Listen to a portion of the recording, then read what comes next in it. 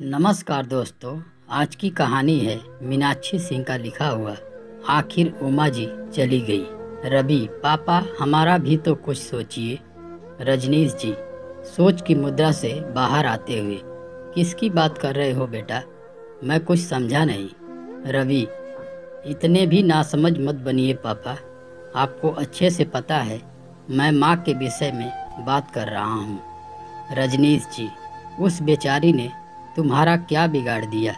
बेचारी मेरी उमा कैंसर से जूझ रही है, तुम्हें पता नहीं है?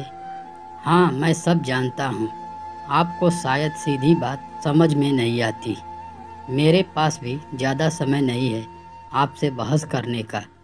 आप एक एक करके सब चीज़ बेचते चले जा रहे हो माँ की कीमोथेरेपी के कारण, जबकि आप अच्छे से जानते हैं माँ कैंसर के लास्ट स्टेज पर है। अब कोई उम्मीद नहीं है उनके बचने की, और वैसे भी 60 साल के ऊपर हो गई और कितना जिएगी? उनके ऊपर पैसा खर्च करना फिजूल है। उनको किसी सरकारी अस्पताल में भर्ती करा दीजिए। मेरे बच्चों और बीवी का कुछ सोचिए। आप हमें कंगाल करते चले जा रहे हैं। ईश्वर ना करे मुझे कुछ हो गया तो मेरे बीवी बच्चों का क्या होगा? अब सिर्फ एक घर और गांव की बाबा की ज़मीन बची है, उसे भी बेच देंगे तो मैं और मेरे बीवी बच्चे कहाँ जाएंगे? रजनीश जी बेटा क्या बोला तूने? तेरी बीवी बच्चे? तुझे इस दुनिया में लाने वाला कौन है? तेरी माँ, मेरी उमा। तुझे पता है हमें बच्चे नहीं हो रहे थे। उमा दिन रात रोती रहती थी। कोई तीर्थ नहीं बचा जहाँ वो गई नहीं। घंटों भगवान की पूजा करती तुझे पाने के लिए। जहाँ भी किसी अच्छे डॉक्टर का पता चलता वहाँ वह जाती। भूखी प्यासी 2-2 दिन वहीं रुकती। तब जाकर ईश्वर ने उसकी सुनी। तुम्हारे आते ही मुझसे कहती, रवि के बाबू अब मुझे कुछ नहीं चाहिए, ऊपर वाले से सब कुछ दे दिया उसने। तुमने आज अपनी माँ का जो अपमान किया है, अगर वो सुनती तो जीते जी मर जाती।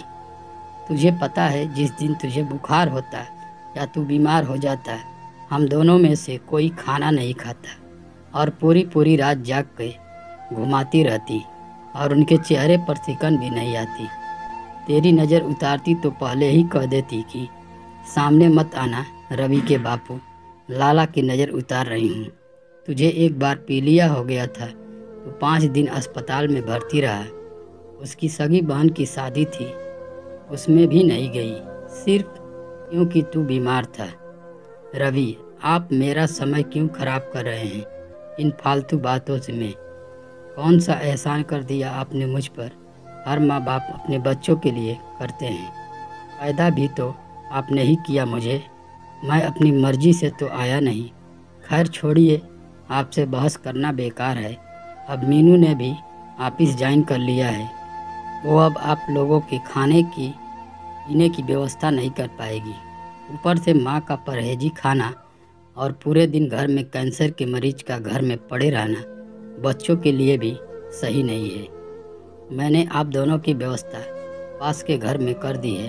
खाने के लिए टिफ़िन लगवा दूंगा, हम पास में ही हैं, कोई दिक्कत हो तो बता देना। माँ पूरी रात खांसती है, बच्ची और हम पूरी रात नहीं सो पाते। आप लोगों को तो घर में ही रहना है, हमें तो बाहर जाना होता है। हमारी तो नींद पूरी होने दीजिए। रजनीश जी आंसुओं को कोरे से पोंछते हुए कपकपाती आवाज़ में अपने डंडे को संभालते हुए बोलते हैं, खबरदार अब एक शब्द भी आगे बोला तो मेरी उमा के बारे में। ऐसी हालत में भी बस तेरा ही हाल पूछती है, बोल भी नहीं पाती। इशारों से पूछती है कि रवि खाना खा गया? मीनू ठीक है?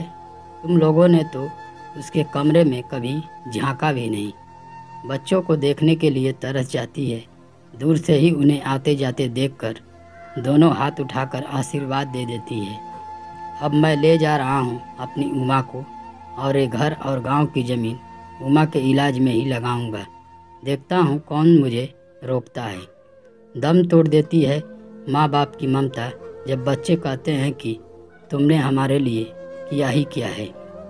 रजनीश जी लड़खड़ाते हुए उमा के पास आते हैं। उमा के सिरहाने बैठकर उसका माथा चूमते हैं और बोलते हैं, अब तेरा अपमान नहीं होने दूंगा मेरी लज्जो। तू तो मेरी तरफ देख भी नहीं रही, ऐसे लजा रही है जैसे ब्याह के बाद लजाती थी। वो लज्जो सुन उमा का हाथ अपने हाथों में लेते हैं। यह क्या, उमा के शरीर में कोई हरकत नहीं, ठंडी पड़ चुकी है। बस रजनीश जी उमा को एकटक देखते रह जाते हैं। मुंह से आवाज़ भी नहीं निकलती, बस सिसकियां भरते हैं। रवि और मीनू आवाज़ सुनकर अंदर आते हैं। माँ के हाथों में एक कागज़ का टुकड़ा कस के लगा होता है, जिसमें रवि के नाम लाखों की संपत्ति के कागज़ होते हैं। क्योंकि उमा जी अपने माँ बाप की अकेली संतान थी, सब उन्हीं के नाम कर गए हो। इस बात की जानकारी आज तक उमा जी ने रजनीश जी को भी नहीं दी। शायद उमा जी ने बाप बेटे की बातें सुन ली थी। उमा को अपनी अपमान सहन नहीं हुआ। रवि मीनू बस कभी माँ को देखते और कभी उस कागज़ के टुकड़े को। रजनीश जी बस इतना बोल पा रहे थे, मैं उमा को ठीक कर दूंगा, उसे लेके जा रहा हूँ। उमा तो अब कभी ना वापस आने के लिए जा चुकी है। तो दोस्तों, यह कहानी आपको कैसी लगी कमेंट बॉक्स में ज़रूर बताएं।